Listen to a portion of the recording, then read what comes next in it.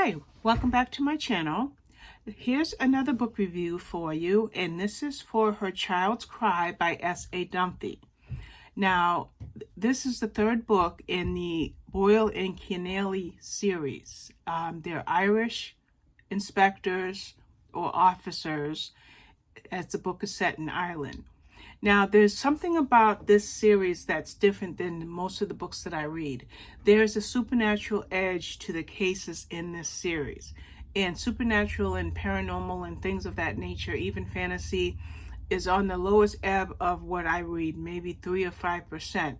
But I love crime thrillers or police procedurals, and this is one.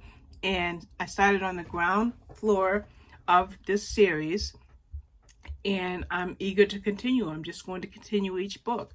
The first book was Bring Her Home, and the second book was Lost Graves. Now we have criminal behaviorist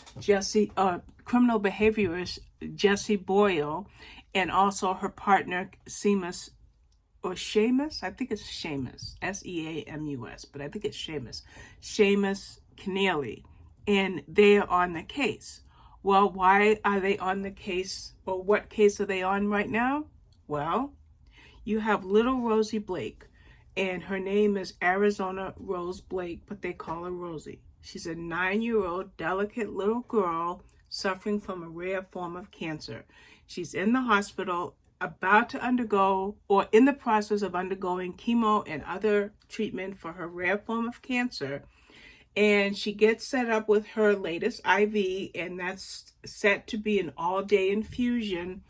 And the nurse steps away to do something and comes back to the room stating it's not even 3 minutes later, and Rosie's nowhere to be found. The IV is unhooked, and the girl is gone. And the first thing the nurse thinks is she doesn't even have enough strength to go to the bathroom on her own, so there's no way she walked out of this hospital room on her own. So where is she? Who could have possibly taken her? And that is the assumption right from the very beginning, that she was taken because the girl's very weak.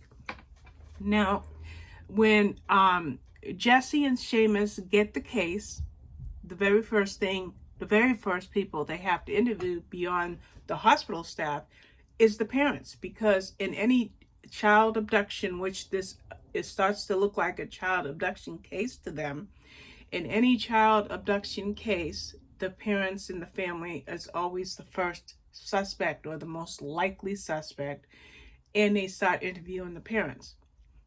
The second problem, other than that, in addition to that, I'll say, is the little girl's cancer had a very specific protocol for treatment, and she needed treatment for day 1, day 2, day 3, day 4, day 5. Well, the course of treatment she's on, if she's not found within 6 to 7 days, she would most definitely die, because it was, like I said, a very specific protocol for her treatment. So there is a huge, huge pressure of time to find this little girl. Now, as they start to unravel whatever's going on, something heinous is going on in the background. And that's where you find something of a supernatural nature, like seeing something that might be an apparition or might be a hallucination. But then you also find something called a Hellfire Club, or a cult, a very, very strange cult. And I'm kind of thinking that there was something out, the cult might, the Reavers. They were called the Reavers, and they belonged to this club. And somehow or another, Jessie and Seamus see that there is a connection between the little girl's abduction and this cult. And that's where the supernatural edge of this story starts to take shape.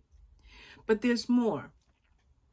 In fact, there was an orderly that is soon found dead, and it's very likely that that orderly kidnapped Rosie.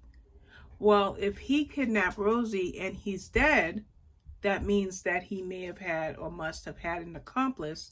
So that pressure of time only expounds itself even more. Now, I find when I read police procedurals that the pacing is everything. And that's what you're going to find with this book. Because I kind of feel like, you have an hourglass, and that hourglass has 6 days on it, and you're watching that sand pour down that hourglass. And when you're reading this book, in my mind's eye, when I'm reading this book, I'm watching that sand and that hourglass dissipate or go down to the next layer, knowing that when the last grain of sand falls, that little girl will die. And you don't want that little girl to die. Of course you don't. So that's the creepy supernatural thriller that this book is finding this little girl alive, connecting it to the Reavers, and how the two meet. Do they meet, and how they meet? Obviously they meet, okay? And I'm telling you, and the last sentence, I'm not going to tell you any more about the book, but I will say this. The last sentence, I had to go back and read it again. So now Dunphy, the author, has got me more than eager for the 4th book. I just have to read the 4th book based on the last sentence. So this book doesn't let up for 1 second. Not for 1 second.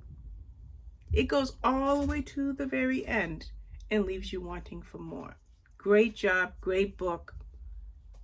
Definitely a 5 stars. Thank you for watching. Bye-bye.